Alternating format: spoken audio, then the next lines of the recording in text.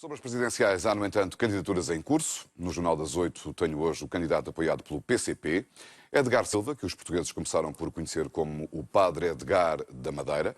Abandonou o sacerdócio há mais de 15 anos e dedicou-se por inteiro às causas sociais e à política. Muito boa noite. Boa noite. Minha primeira pergunta é esta. Na Madeira ainda lhe chamam Padre Edgar? Ainda o tratam por Padre Edgar? Ou não? Sim, é muito frequente. As pessoas, muitas vezes na rua, porque foram muitos anos de intervenção e de presença, como padre católico fui, que estive na Madeira como tal, e até no contato com as pessoas, uma ou outra pessoa às vezes fica atrapalhada, eu digo sempre, mas muito me honra, bem pelo contrário, até faz parte da minha identidade. Uma das minhas dúvidas para esta entrevista era exatamente como me dirigir a si, porque... Edgar é o meu nome. Porque Padre Edgar, enfim, fica, marca, e há algum peso na designação, porque é uma escolha íntima que leva a que alguém seja padre. Sim. E neste momento, o Padre Edgar candidata-se por um partido que historicamente não cultiva grandes relações com a Igreja. Pelo menos em público. Como é que se vê nesse cruzamento, digamos assim? O candidato a Presidente da República, de acordo com a Constituição, o Estado é laico. E o Presidente da República tem que considerar os portugueses, independentemente das suas convicções. Como diz a Constituição, o Estado português não trata o cidadão, a cidadã, não trata os portugueses e as portuguesas com discriminação desfavorável ou negativa. As pessoas não podem ser discriminadas em função do seu credo, da sua situação socioeconómica, cultural. Então, esta questão da laicidade do Estado e do respeito pelas convicções de cada homem e de cada mulher. Aquilo que neste momento é importante é saber, face ao atual Estado a que Portugal chegou, o que é capaz de unir os portugueses e as portuguesas na definição do novo rumo para o nosso país. As questões, nomeadamente aquelas que têm a ver com as convicções religiosas. O importante, e aquilo que divide a sociedade portuguesa, não é saber se somos agnósticos, se alguém é ateu, católico ou protestante ou hindu. Não, sem dúvida. Isso não divide. Sem dúvida. Que divide são as grandes desigualdades sociais. Já iremos aí.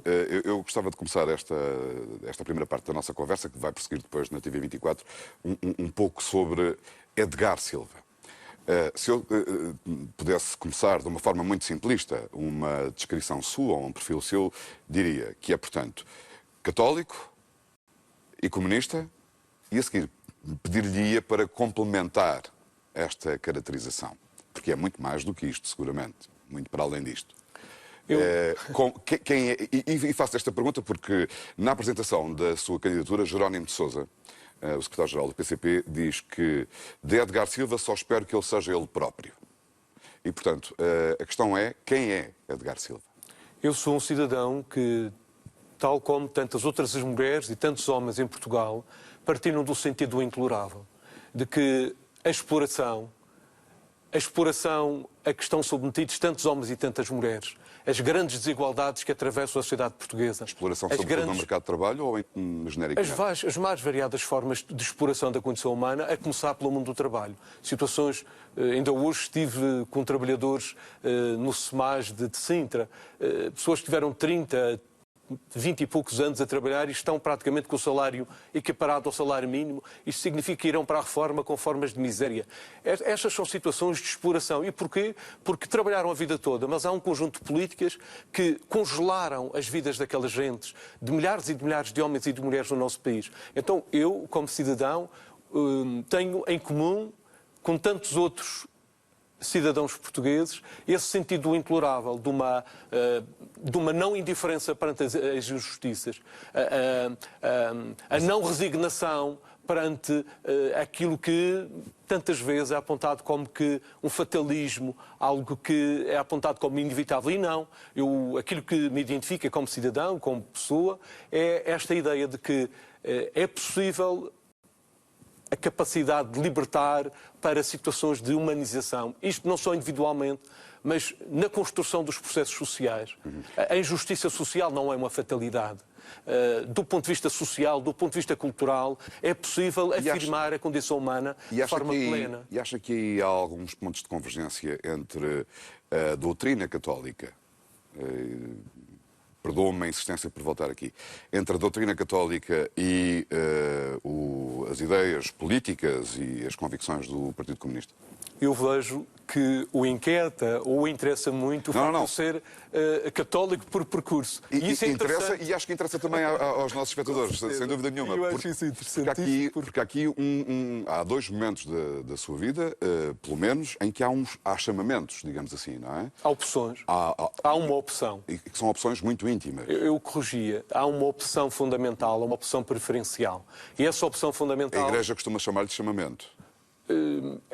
Há sempre uma decisão pessoal, há sempre, juntamente com outros, isoladamente, nenhum homem é alguma coisa se não tiver esse sentido do conjunto, do coletivo, da agregação em movimento. Mas enquanto sacerdote já o fazia, é reconhecida a obra social e a preocupação que manifestava na Madeira, muito antes de ser publicamente apontado como ativista político, digamos assim, com intervenção política.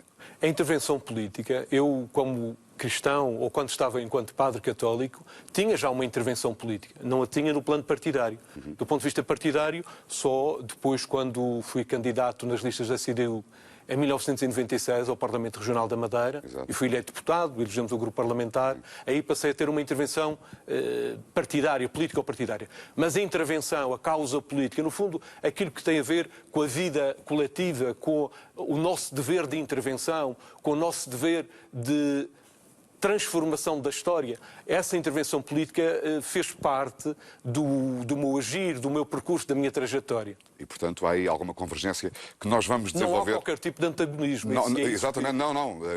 Há uma opção. Há uma convergência. Eu diria que há uma opção de fundo, há uma opção pela defesa dos direitos humanos, há uma opção de fundo que é de alguma generosidade pessoal, até num primeiro momento de algum romantismo de quem acredita de que essa história outra, que esse vermelho quente do futuro será possível e, portanto, num primeiro momento isso e depois a necessidade de se agregar com os outros nessa percepção de que se não houver essa ligação mais funda na transformação da história, esse sentido de compromisso mais vasto, dificilmente os nossos projetos e as nossas boas intenções têm capacidade de futuro. Edgar Silva, vamos prosseguir de imediato a nossa conversa na TV 24, o Jornal das 8 fica por aqui. Eu vou prosseguir esta entrevista com Edgar Silva, candidato presidencial apoiado pelo PCP, de imediato, na 21ª hora da TV 24. Boa noite ou até já.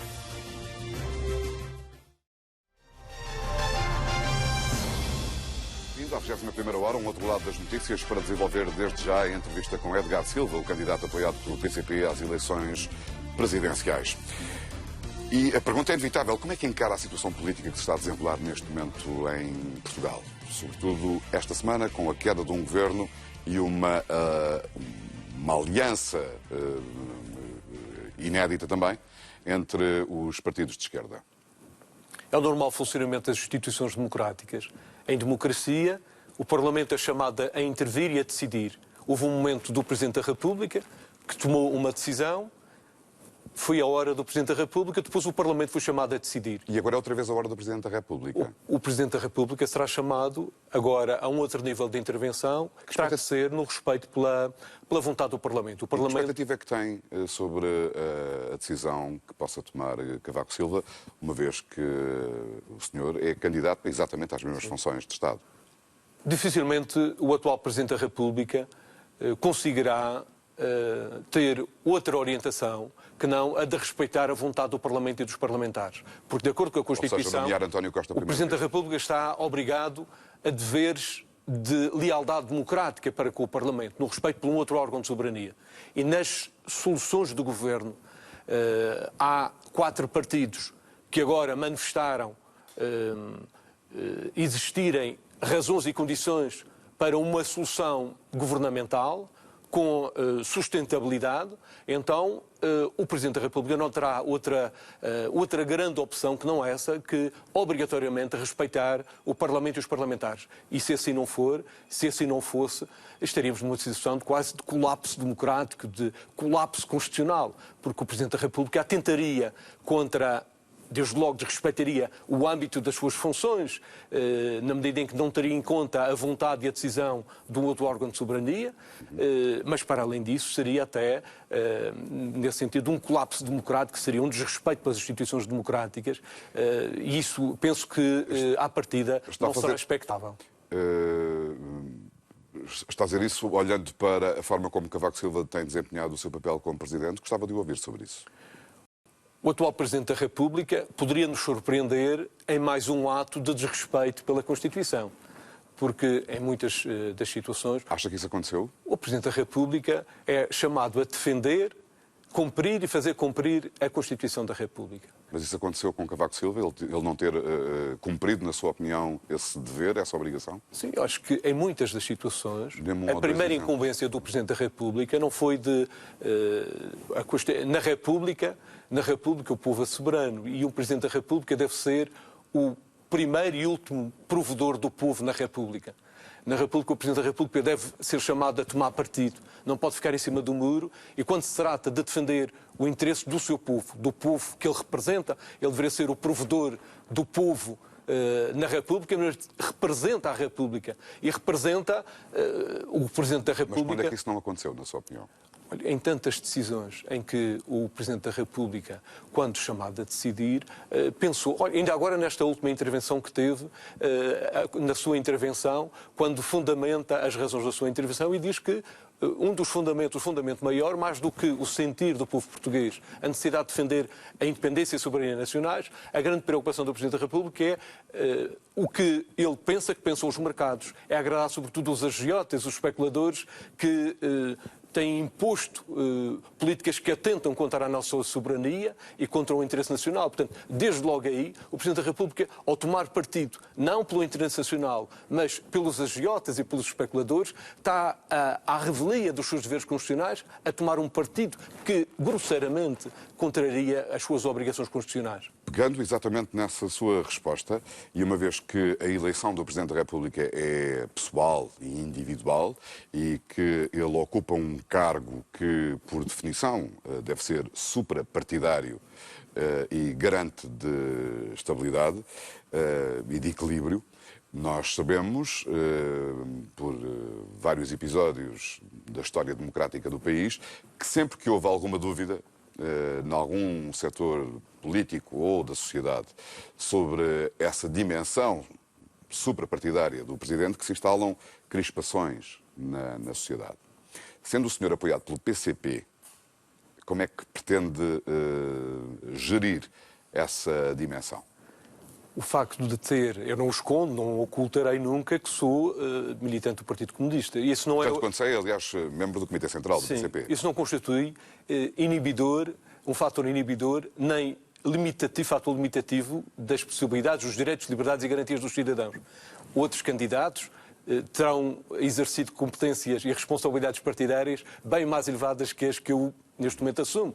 Um dos candidatos, o professor Marcelo Rebelo de Sousa, foi presidente do PSD, militante, foi presidente do PSD. A doutora Maria de Belém é candidata e exerceu elevadíssimas responsabilidades e exerce-as, ou até por muito pouco tempo, no interior de um outro partido. Portanto, o ser militante de um partido não diminui a legitimidade de uma candidatura, nem retira direitos aos cidadãos. Mas também gostaria de dizer com muita franqueza, o facto de ser apoiado pelo PCP significa que não só no âmbito da identidade da candidatura há uma matriz que nos distingue de outras candidaturas, que é a Constituição da República, esta Constituição, porque ela é uma base programática, é uma base de convergência de... Esta Constituição, incluindo os poderes que esta Constituição atribui ao Presidente da República, acha que o regime semipresidencialista que existe e vigora em Portugal é adequado e ajustado à realidade do país?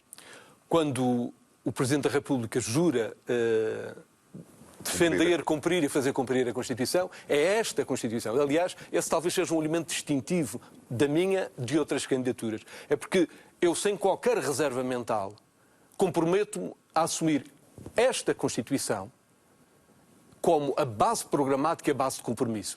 Outros candidatos, não sei se poderão dizer da mesma forma, Mas é que isso leva-me sem a fazer qualquer tipo de reserva mental. Isso leva-me a fazer E em uma relação aos pergunta. poderes do Presidente da República, que é a questão que me coloca.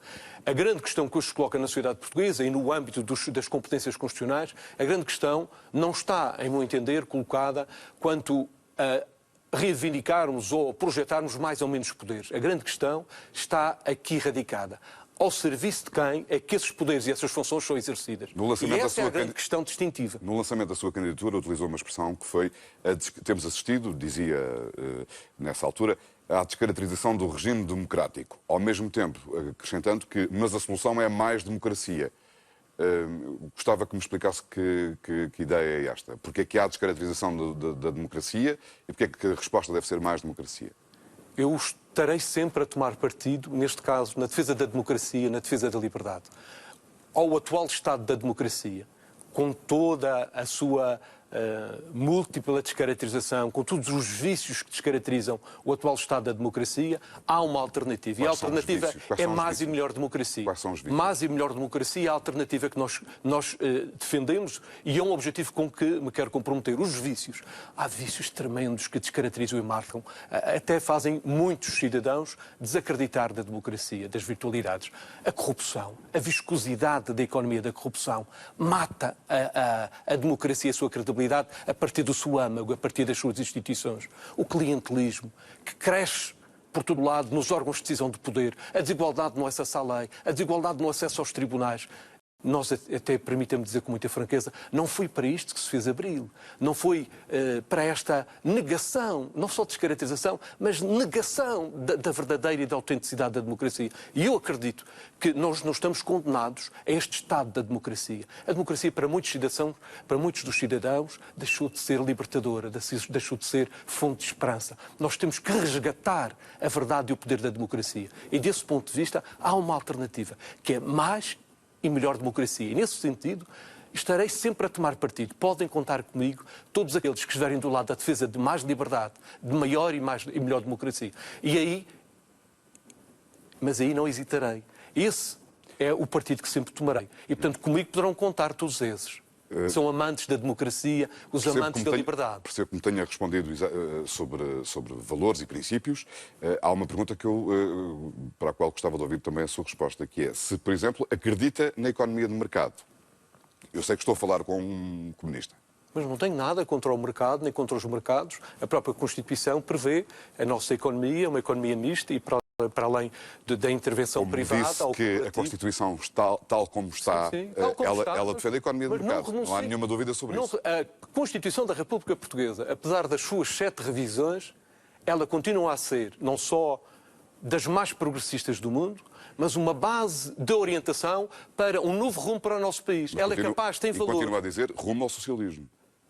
Sim, também faz parte. Entretanto, tem outras coisas. A saúde passou a ser tendencialmente gratuita, embora seja tendencialmente paga para a maior parte das pessoas. A educação é, na escolaridade básica obrigatória, deveria ser gratuita para todos os cidadãos e é cada vez mais paga por parte dos cidadãos. Também a Constituição fala do direito à segurança social, o direito à proteção social e o que a gente vê são os reformados, os pensionistas e os idosos, quase com uma luta pela sobrevivência completamente desumana, os desempregados sem apoio à proteção, até o direito ao abono de família. E, portanto, estas são violações grosseiras daquilo que está na Constituição. A Constituição diz que também o Estado defenderá a pequena e média agricultura, faz uma opção preferencial. Esta é a expressão da Constituição. Que o Estado, na atribuição dos apoios, faz uma opção preferencial para a atribuição dos apoios à pequena e média agricultura. Tem acontecido exatamente o contrário. Nos fundos da PAC, veja-me esta situação escandalosa de os fundos que o Estado atribui para apoiar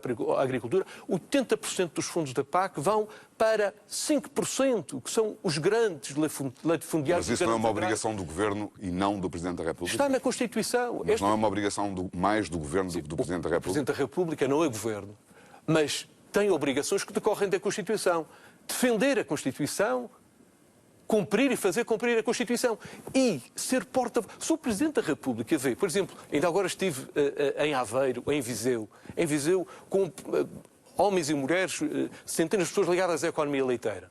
quando vê um setor onde nós temos enormes capacidades produtivas, temos enorme capacidade competitiva, e quando a Constituição diz que os fundos, os apoios têm que ser para esta pequena agricultura, quando vemos os produtores da castanha, da maçã, os pequenos agricultores desesperando face a estas políticas que são de ostensiva provocação aos direitos e à possibilidade de sobrevivência destes agricultores, o Presidente da República pode ficar indiferente, não toma partido, faz de conta que não vê, não pode. O Presidente da República, como dizia há pouco, como provedor, primeiro e último provedor do povo, tem que tomar partido, tem que ser porta-voz, tem que intervir, tem que apelar, tem que agregar vontades para grandes desígnios nacionais. Perante os graves problemas da injustiça, da desigualdade que cresce, a pobreza que não para de crescer na sociedade portuguesa. Mas não é para todos.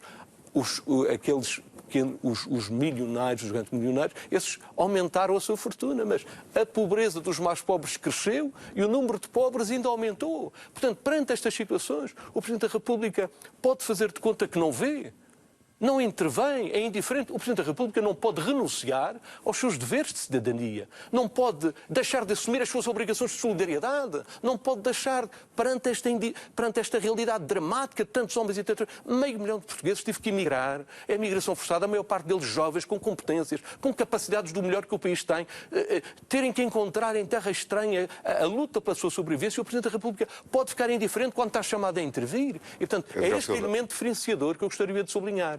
E ficou sublinhado com grande veemência. Gostaria muito de prosseguir a nossa conversa sobre como é que se pode traduzir na ação efetiva e cotidiana do Presidente da República tudo o que acabou de dizer. No exercício dos seus poderes, nos poderes de decisão e também no exercício dos seus poderes de diálogo. Muito obrigado por ter vindo esta noite à TV, ao Jornal das 8 e à 21ª hora. Edgar Silva, candidato presidencial apoiado pelo Partido Comunista Português.